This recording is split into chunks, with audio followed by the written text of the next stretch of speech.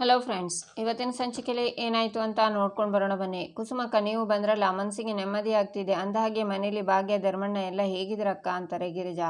ಭಾಗ್ಯನೂ ಚೆನ್ನಾಗಿದ್ದಾಳೆ, ನಮ್ಮ ಮನೆಯವರು ಈಗ ಹುಷಾರಾಗಿದ್ದಾರೆ. ಆಮೇಲೆ ಅದೇನು ಪುಡಿ ಚೆಲ್ಲಿರೋದು ವಿಚಿತ್ರವಾಗಿ ಕಾಣ್ತಿದೆ, ಎಲ್ಲಿ ತಂದಿರೋದು ಅದನ್ನು ನೀನು ಅಂತಾರೆ ಕುಸುಮ. ಅಕ್ಕ, ಗ್ರಂಥಿಕ ಅಂಗಡಿಯಿಂದನೇ ತಂದಿರೋದು ಅಂತಾರೆ ಗಿರಿಜಾ.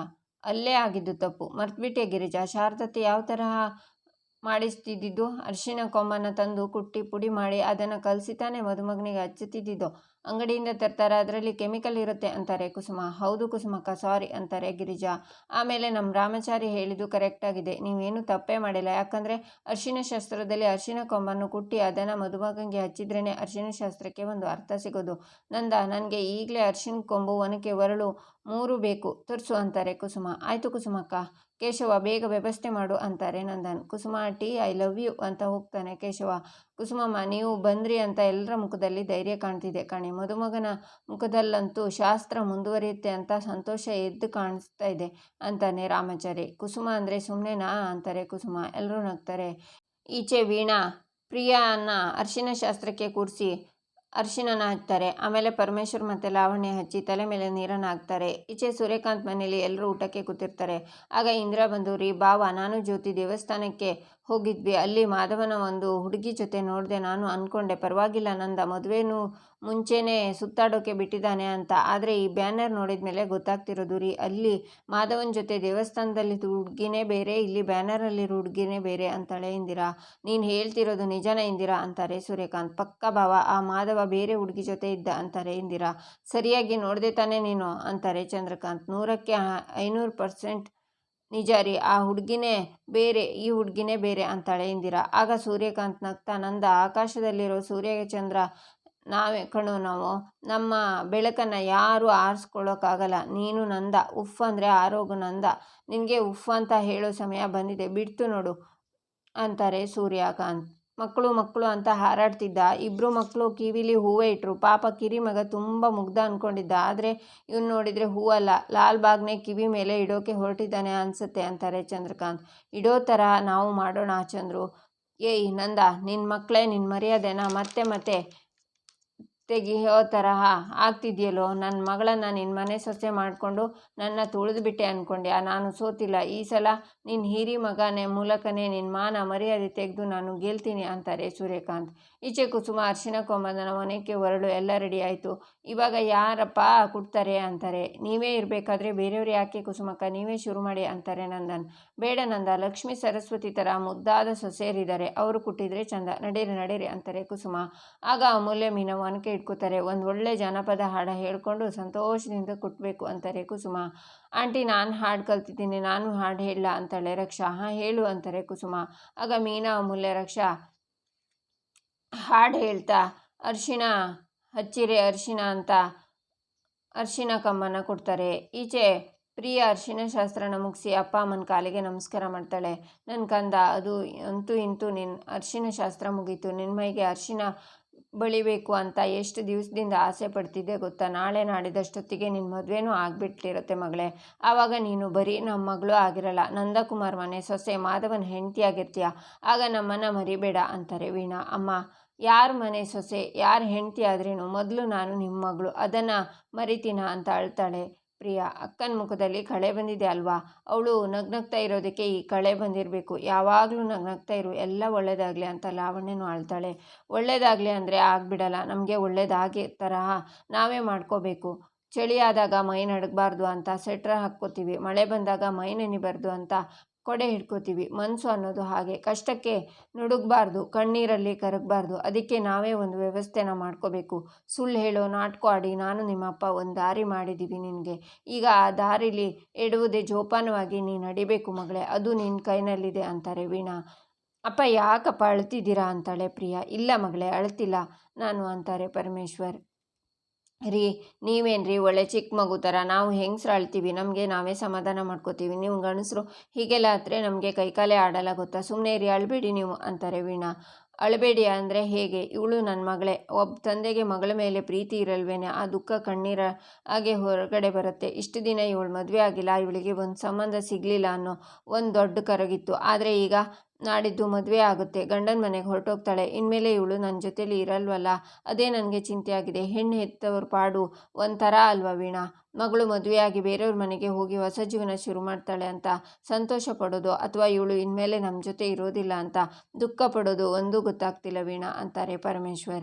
ಹುಟ್ಟಿದ ಕಡೆನೇ ನದಿ ಇರಲ್ಲ ರೀ, ಅದು ಹರಿದು ಸಮುದ್ರ ಸೇರಲೇಬೇಕು. ಹೆಣ್ಣು ಒಂಥರ ಹಾಗೇನೆ, ಅವಳು ಶಾಶ್ವತವಾಗಿ ತವ್ರ ಮನೇಲಿ ಇರೋಕ್ಕಾಗಲ್ಲ, ತನ್ನ ಗಂಡನ ಮನೆಗೆ ಹೋಗಲೇಬೇಕು. ಯಾವ್ಯಾವ ಕಾಲಕ್ಕೆ ಏನೇನಾಗಬೇಕು ಅದಾದ್ರೇ ಚಂದ, ಅದೇ ಸರಿ. ಆದರೆ ನನಗೆ ಬೇಜಾರಾಗ್ತಿರೋದು ಒಂದೇ ರೀ, ನಮ್ಮಿಬ್ಬರ ಮದುವೆ ಆದಾಗ ನಮಗೆ ತುಂಬ ಕಷ್ಟ ಇತ್ತು. ನಮ್ಮ ಬಾಳು ಒಂಥರ ಶೂನ್ಯದ ಥರ ಇತ್ತು. ಆದರೆ ಇವರು ಇಬ್ಬರು ಹುಟ್ಟಿದ ಮೇಲೆ ಎಷ್ಟೇ ಕಷ್ಟ ಇದ್ದರೂ ಇವ್ರು ನಗೋದನ್ನು ನೋಡಿ ಏನೋ ಒಂಥರ ನೆಮ್ಮದಿಯಾಗಿದ್ವಿ. ಈಗ ಇವಳು ಮದುವೆಯಾಗಿ ಹೋಗ್ತಿದ್ದಾಳೆ, ಆಮೇಲೆ ಲಾವಣ್ಯನೂ ಮದುವೆ ಮಾಡ್ಕೊಂಡು ಹೋಗ್ತಾಳೆ. ಆಗ ಮತ್ತೆ ನಮ್ಮಿಬ್ಬರು ಬಾಳು ಅದೇ ಶೂನ್ಯಕ್ಕೆ ಬಂದುಬಿಡುತ್ತೆ ಅಲ್ಲ ಅಂತಾರೆ ವೀಣಾ.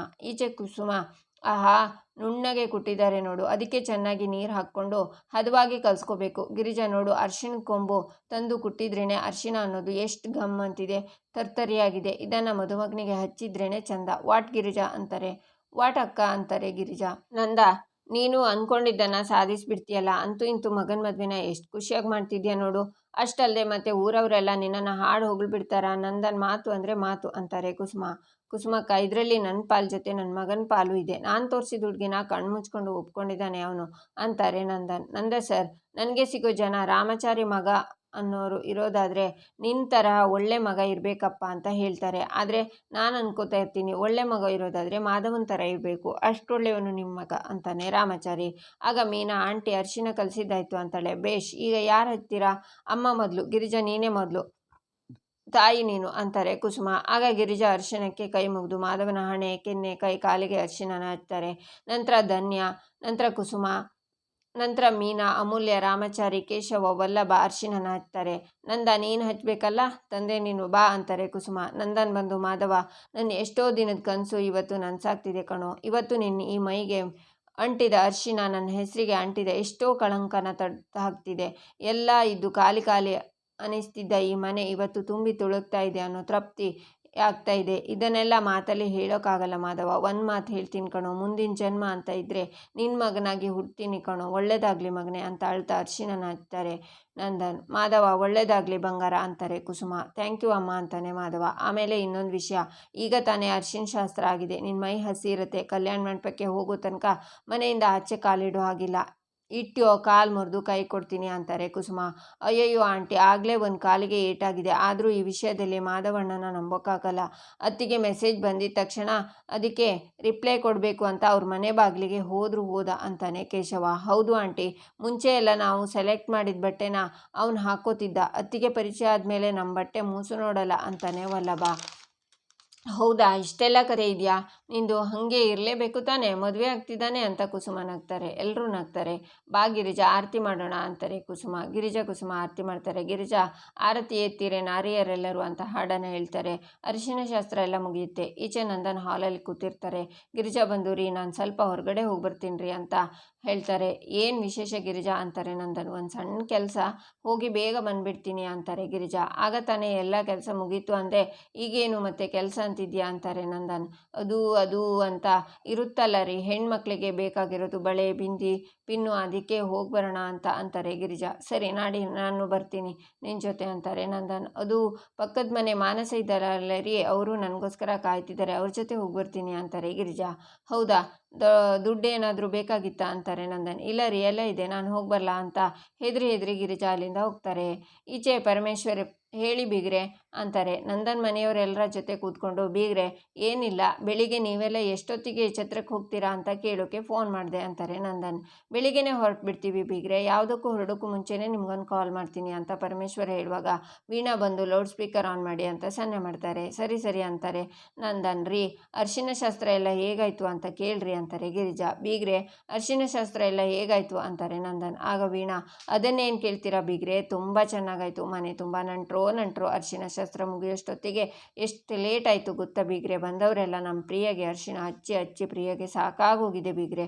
ಮನೆ ತುಂಬ ನಂಟ್ರು ಇದ್ದು ಈ ಥರ ಶಾಸ್ತ್ರ ಮಾಡಿದರೆ ಮನಸ್ಸಿಗೆ ಒಂಥರ ಖುಷಿ ಅಲ್ವಾ. ನನಗಂತೂ ತುಂಬಿದ ನನ್ನ ಮನೆ ನೋಡಿ ಕಣ್ಣಲ್ಲೆಲ್ಲ ನೀರು ಬಂತು ಬೀಗ್ರೆ. ಇವತ್ತು ನಮ್ಮ ಮನೆ ಗಲಗಲ ಅಂತಿದೆ, ಆದರೆ ನಾಡಿದ್ದು ನಮ್ಮ ಮನೆ ಸಂಭ್ರಮನೆಲ್ಲ ನಿಮ್ಮ ಮನೆಗೆ ತುಂಬಿಸಿ ನಮ್ಮನೆ ಬಿಕೋ ಅಂತಿರುತ್ತೆ. ಏನು ಮಾಡೋದು ಬೀಗ್ರೆ, ಹೆಣ್ಣೆತ್ತವರಿಗೆಲ್ಲ ಇದು ಗೋಳಲ್ವಾ ಅಂತಾರೆ ವೀಣಾ. ಯಾವ ನೆಂಟರು ಎಲ್ಲ ಬಂದಿದ್ದಾರೆ ಅಂದರೆ ಅರಿಶಿನ ಶಾಸ್ತ್ರ ತುಂಬ ಚೆನ್ನಾಗಿ ಆಗಿರುತ್ತೆ. ನಾವಂತೂ ಅಲ್ಲಿ ಹೋಗಿ ನೋಡೋಕ್ಕಾಗಲ್ಲ, ಅಟ್ಲೀಸ್ಟ್ ಫೋಟೋನೋ ವೀಡಿಯೋನೋ ಕಳ್ಸೋಕೆ ಹೇಳಿ ಮಾವ ಅಂತಾಳೆ ಮೀನಾ. ಬೀಗ್ರೆ, ಶಾಸ್ತ್ರದ ಫೋಟೋಸ್ ವೀಡಿಯೋಸನ್ನೆಲ್ಲ ಕಳಿಸ್ಕೊಡ್ತೀರಾ ಅಂತಾರೆ ನಂದನ್. ಆಗ ಶಾಕ್ನಿಂದ ನೋಡ್ತಾರೆ ವೀಣಾ. ಈಚೆ ಮಾಧವ ರಾತ್ರಿ ಮಲಗಿರುವಾಗ ಸುಕನ್ಯಾ ಕಾಲ್ ಮಾಡಿ ತುಂಬ ಹುಷಾರಿಲ್ಲ ಮಾಧವ, ಬರ್ತೀಯಾ ಅಂತಾಳೆ. ಆಗ ಮಾಧವ ಮನೆಯಿಂದ ಹೋಗೋದನ್ನು ಚಂದ್ರಕಾಂತ್ ನೋಡ್ತಾನೆ. ನಂತರ ಸೂರ್ಯಕಾಂತ್ ಚಂದ್ರಕಾಂತ್ ಮಾಧವನ ಫಾಲೋ ಮಾಡ್ತಾರೆ. ಈಚೆ ಮಾಧವ ಸುಕನ್ಯನ ಭೇಟಿ ಆಗೋದನ್ನು ನೋಡ್ತಾರೆ. ಇಲ್ಲಿಗೆ ಈ ಸಂಚಿಕೆ ಮುಕ್ತಾಯವಾಗುತ್ತೆ. ಮುಂದಿನ ಸಂಚಿಕೆಗಾಗಿ ನಮ್ಮ ಚಾನಲನ್ನು ನೋಡಿ, ಸಬ್ಸ್ಕ್ರೈಬ್ ಮಾಡಿ, ಲೈಕ್ ಮಾಡಿ, ಸಪೋರ್ಟ್ ಮಾಡೋದನ್ನು ಮರಿಬೇಡಿ.